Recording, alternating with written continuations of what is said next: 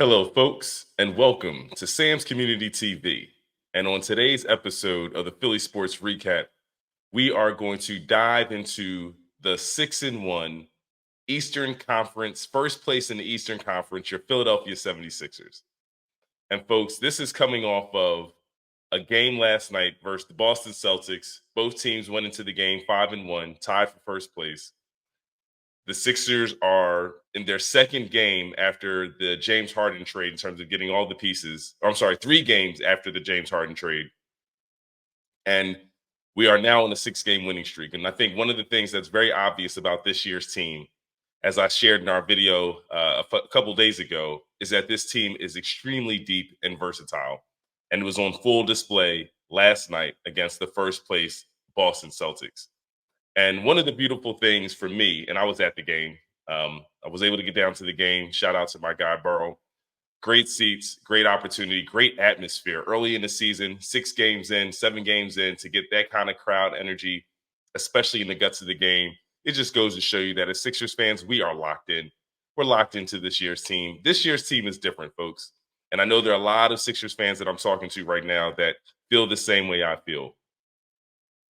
You don't want to get your heart involved. You don't want to commit your heart to the team yet because your heart has been broken year after year after year. I will take the heartbreak because everything that I'm seeing about this team is telling me trust my eyes. And I'm going to trust my eyes. We have a team of professional basketball players, professional wing players, professional defenders, professional scorers. And I think the beautiful part is that we have a coach who is a championship level coach who knows how to put all these pieces together. And I'm actually going to make one point about management of players because I think that's also a huge component to team success. It's not just having talent, it's how you manage your talent. And as I go through sort of breaking down last night's game, because of where my seats were, in the guts of the game last night, there was a scenario where Kelly Oubre was not on the court. Now, he started the game and he did not finish the game. And the only reason I mention this is that I watched a player who was frustrated that he couldn't get on the court, and I loved it. I loved all of it. He wasn't disgruntled. He wasn't taken away from the team's energy, but he was just showing that his own frustrations in that moment of not being able to do what he can do on the floor when he felt the team needed him. Um, and let me start maybe saying why I felt, the team needed him by going over, last night's game. So I'm just gonna keep kind of talking about what I saw as we just sort of play the replay.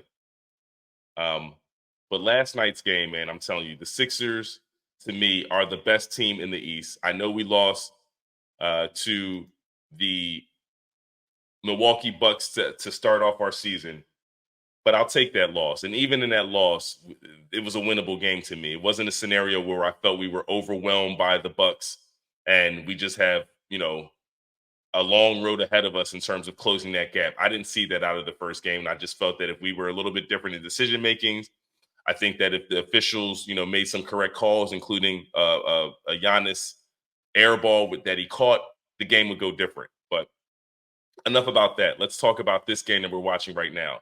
So as you saw, the Sixers kind of jumped out early on Boston and created a lead with good offense. And as you're seeing in how Boston regained the lead, it's all runouts. It's all transition buckets because the Sixers did not take care of the basketball as well in that sort of run. For the game, though, they did. And at one point in the fourth quarter, I was commenting with 6 minutes left in the fourth quarter, and Sixers only had 9 turnovers. And I'm like, I've never really seen that. So Sixers really did take care of the ball for the most part last game. But in this set in the the first quarter, what you're seeing is a situation where I felt like the team kind of got away from what I saw in the first 6 games, if I'm being honest. There was a lot less player movement off the ball. A lot what we were seeing was generated in sets where guys were kind of standing around as either Joel was ISOing or as a pick and roll. As the game waned on, I thought that Nick Nurse's offensive mind really sort of taking over. And I'm actually going to pause it right here because this is an interesting stretch. Right here, Celtics go up. That was a 3-pointer, right? So it's about to be 35-24, an 11-point game in the second quarter. And for those who are diehard Sixers fans, we've been here before. We've seen the Celtics jump out on a team that we thought was built to beat them, and only to see them just sort of like destroy us and rip our hearts out, especially even at home. And I'm sitting in the stands and I'm a little bit just flabbergasted because I'm thinking to myself, man, I just did a video on the Sixers. I thought we were a different team. I didn't think we would crumble under pressure. I know that generally speaking, the Celtics are a bad matchup for us. As Joel Embiid said, we're not a rivalry with the Celtics. To be a rivalry, we gotta compete against them. And historically, we don't play well against the Boston Celtics. But when they went up 35-24 in the second quarter, I just felt like here we go again. Now, here's where the game in my mind just could have got away from us because Joel Embiid, this is a time where he always rests. The way they stagger his minutes, he plays generally the first quarter, all 12 minutes, and then he'll sit the first half of the second quarter. So this is 10 minutes and 39 seconds in. Theoretically, there's another 4+ minutes of Joel Embiid on the bench, and I'm thinking this game's about to just get away from us. But here's where having professional players and what I saw and trusting my eyes came through. And you're just going to watch how the Sixers just walk down the Celtics. Maxey again forcing a turnover. Our activity jumped up. We were ball hawks. I love this scenario right here where they isolated Paul Reed on Drew Holiday, and Paul took his time and just got he just big balled him right here. A nice situation where again players are moving around, and the reason we're closing the gap is because we're getting stops. And look at that! Look at that effort, man! Look at Maxey just chasing down Drew Holiday to get that, and then now you get a put back shot attempt because we're hitting the glass. I think we out. Look at this, another putback slam. We were killing this team on the glass, and that to me just goes to show the kind of metal that this team has. And before the game gets away from us, next thing you know, we're taking the lead. And so this was in this particular run. This is when I knew. Hold on, let me pause this real quick because that's the one piece I gotta talk about is our boy DeAnthony Melton. I'm a DeAnthony Melton fan. I am a DeAnthony Melton fan. I'm gonna say it right here. I'm a DeAnthony Melton fan. With that said, brother, we need you to do what you were doing in Memphis. If this team can get a solid contribution out you and just being efficient offensively, I don't think that there's anything that can stop us because I love your defense. And I know that because you're an extra ball handler, it's important for you to have, the opportunity on the court in terms of what Nick Nurse is trying to do. But you have to be more efficient offensively or he's going to go in a different direction. It's inevitable. But DeAnthony, I'm just saying, as a Sixers fan, I believe in you, my brother. And I just think that this is a rough stretch. I think that if you can give us the version of you from last year, but especially out of Memphis, this team cannot be stopped. And I think this could be one of the teams that can have 5 people in the starting lineup averaging 20 points. Now, that's sort of as constructed, or not even the starting lineup, 5 people on the team averaging 20 points because Kelly Oubre is a bucket. And personally, I think he's best fit off the bench. But either way, he's a bucket. But DeAnthony Melton, to me, is going to be the X factor in terms of what this team does long term. If they believe that he is a person that they can trust as a starting 2 on this team, then I think that we'll make smaller moves as we go into the trade deadline to address certain needs. But if they're really concerned about that 2 hole, then I think another big move might be coming. Personally, I don't want to see another big move. We're 6-1, and I like what we have. I want to see Joel Embiid have opportunity to have cohesiveness with guys around him, where it's just not a rotating door where guys are going in and out of our franchise. I want him to feel that, okay, these guys I'm gonna wake up to at the end of the season, and what we're developing is going to carry us into a playoff stretch. That's important for me. I think he probably values that as well. So this is the time for the Sixers to really figure out who we have, what's going to work where. It might be best for DeAnthony to be on the bench. He might be better suited coming off the bench and Kelly Oubre, them running that second unit. That might be true. But DeAnthony, if it's in you to do it, brother, this is a prime opportunity because we're winning in spite of, your sort of offensive struggles. So just imagine when you get back to average and then start being above average, which I know you got in you. So I'm just that's Philadelphia love for you, my. their effort on the defensive end to me turned this game around. I love Batum. I love Robert Covington. I just love the intensity, the tenacity. And credit to Boston, man. Boston, obviously, they're the number one. They were the number one team in the East for a reason. They're no slouches. They could score with any of them. I will say Jaylen Brown struggled mightily in this game, and that was probably another reason why, more quite frankly, we won. That was scary. Nick Batum hit his finger, and if you saw on Twitter, he had a pretty quick crooked finger after that play. But the Sixers, we were confident. I think we scored 39 points, I think, in the second quarter. I mean, we ran away with the second quarter. But Boston being Boston, they were right there in the game still. So, it ended up being a good back and forth in the third. It was just two good teams that were just exchanging blows. And as a fan watching it live, you can't ask for anything better than that. You know what I mean? A lot of times you want your team to pull away just that you feel more comfortable, but you knew you weren't in that kind of game. You realize that, wow, this is going to be a battle and this is going to be a test, at least for this team, to see how we play coming down the stretch in a tight game. We lost to the Milwaukee Bucks. Yes, not all of these guys were on the roster. So this to me was the first opportunity to play a close game to see who we were. And here's what's fascinating. Here's where we actually start to do some things really well, and I thought started to pull away in the game. This was a big shot by Robert Covington. I think might be his first three as a Sixer. Definitely the only three I think he made last night, and it was big. Here's what I'll say about Robert Covington as well, because he was in the closing lineup, and you'll see that we kind of struggled a bit. And I think one of the reasons we struggled with him in the closing lineup is because he doesn't exactly know where to be offensively, and so because I think Nick Nurse is a guy who does do well with adjustments, he ends up taking him out for Nick Batum, because Nick Batum to me is such a wily vet that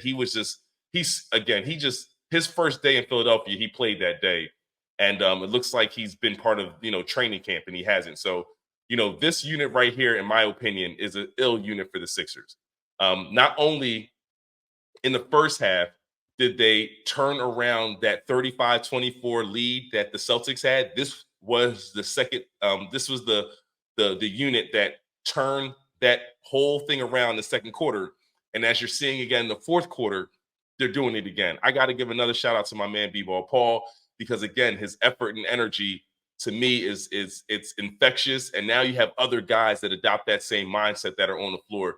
The Sixers are deep, and I'm telling you, by the time teams understand who we are, the league is going to be on notice.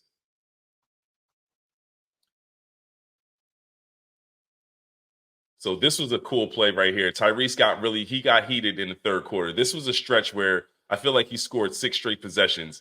Or maybe, yeah, six straight possessions. Like it was fantastic just to see him get going, and then feeding Toby where we have a 14-point lead, a 15-point lead. And I'm thinking at this point, all right, let's stop this here. 15-point lead, 2 minutes and 50 seconds left. Like, you got to close that out in a fashion that shows that you've been there before and you know what to do in those moments. And admittedly, the Sixers didn't really do that. We didn't close the game like that. And just being fair, it felt very much like last year, and it was kind of surprising because under Nick Nurse, that's kind of the one thing I didn't expect. Here's why I'll give Nick Nurse credit. Even though the team had a 15-point lead with 2 minutes and 50 seconds left, and as I'll run this tape, shows that there was opportunities where they kind of didn't get it done, he did adjust his lineup. He did try to do something to address what he was seeing. So as of right now on the court, you have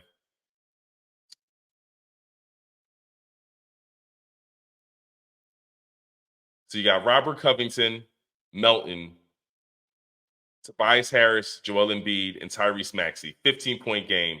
And again, let's just see how Nick Nurse addresses this, because we just stopped putting the ball in the hole. It was strange. 14-point lead. You got the same lineup, unable to secure the rebound. It's just like one of those things where I felt like we stopped playing before the clock stopped. And already, they're making their run, and you see Nick Batum is in the game. Now it's a 6-point game. Again, Melton with the turnover. Melton struggled last night. I think everybody who was there will say the same thing. Melton definitely struggled last night. But in spite of that, I think that the silver lining is that when you have a two guard who gives you 3 points on the game, and we're going to look at the box score in a second, and you still pull out a victory, it goes to show you the kind of depth that you really do have on your roster. Love Joel Embiid, being a closer in that situation. Jalen Brown, like I said, he struggled all game, so that was a 3 pointer I would have conceded as well.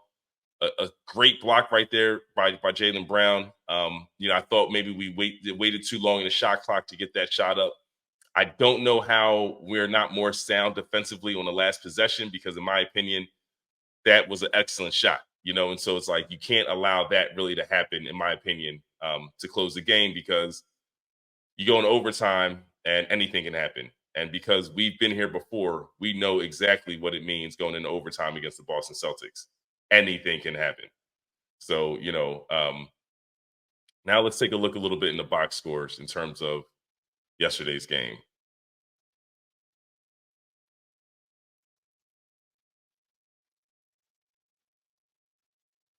All right. So as you can see, like I said, Jalen Brown struggled mightily, man. He was 4 of 13, 2 of 7 from the 3-point line. And he also has a real issue, I think, with handling the basketball. I'm not quite sure what they're going to do about that long term, but to me, that's an issue. Jalen Brown and dribbling is a problem for the Celtics. And one of the things that we did to kind of turn this game around was just to pressure the ball, and he coughed it up. Um, Porzingis had a good game, 29 points. But I think for people who did see the game, Porzingis defensively, Joel Embiid was just licking his chops.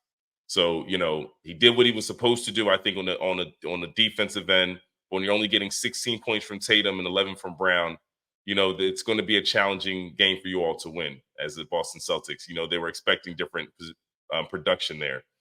Kelly Oubre had 14, Tobias Harris 17, Joel Embiid 27. DeAnthony Melton gave you 3 points. 3 points of 1 of 9 shooting, 1 of 7 from three. The 1 3 that we saw was the 1 3 he made for the game. He's been in a slump. And even though he's been in a slump, the Sixers have won 6 straight games. So again, this team is loaded. For your starting two guard to have this kind of outing and you still win shows you the kind of depth that you have, and we can cover it up. Tyrese Maxey had 25, 11 to 27. He did take a lot of shots, only 3 of 11 from three, but you just want to see him having the confidence to keep going because that run he did in the third, where he really put the team on his back, that was critical, in my opinion, to us pulling this thing out. We needed him to come alive again. And in the fourth quarter, he was 5 of 10 from the floor. So when it mattered most, he was 50%, making plays defensively because, the Boston Celtics, they did create scenarios where we switched. And I thought he did a really good job not getting exposed in the post. And, overall, it was just a good team effort. Nick Batum, very solid contribution. I'm really loving him as a pickup, man. Like, this guy is a plug and play player. He knows exactly what he's supposed to do on the court. And the way the guys play with him, I'm just thinking like this is a slam dunk. I'm sorry. I'm really high on the Sixers right now because I'm seeing something out of this team that we've lamented. I mean, to have all of these wings now is crazy to me.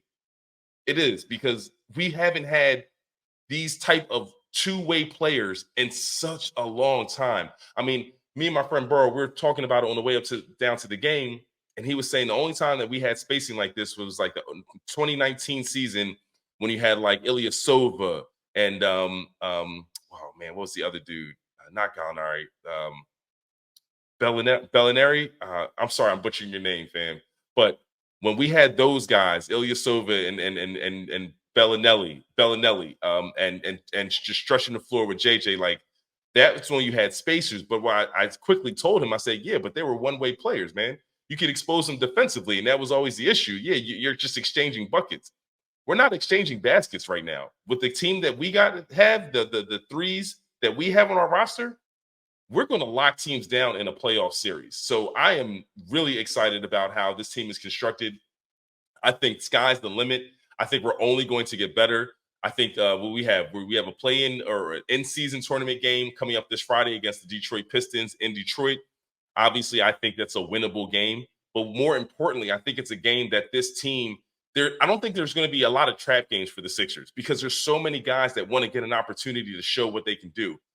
Even though we went 10 deep last game, we still had Marcus Morris Sr. who didn't get run, KJ Martin who didn't get run, Daniel House who didn't get run, Jaden Springer who didn't get run. Like there were a lot of players who didn't get run. I also want to just point out one thing, and this is where I want to give Nick Nurse credit.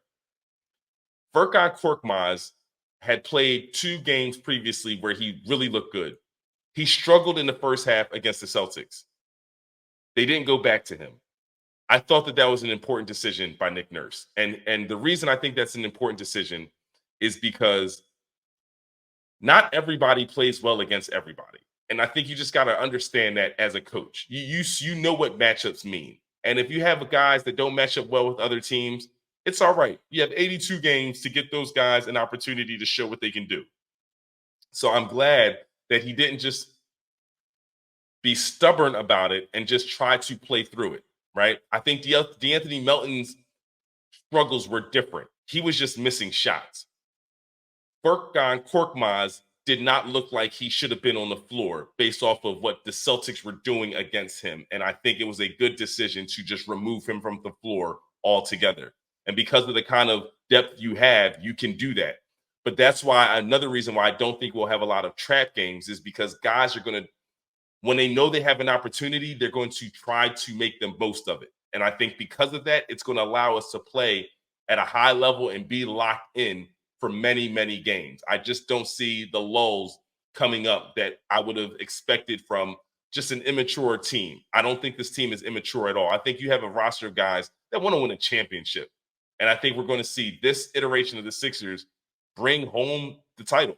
I'm a Sixers fan, so of course I'm biased. However, I'm telling you, as this season goes on, people are going to start realizing the kind of depth the Sixers have and why we're going to be such a problem, especially if we keep moving on offense, off-ball movement.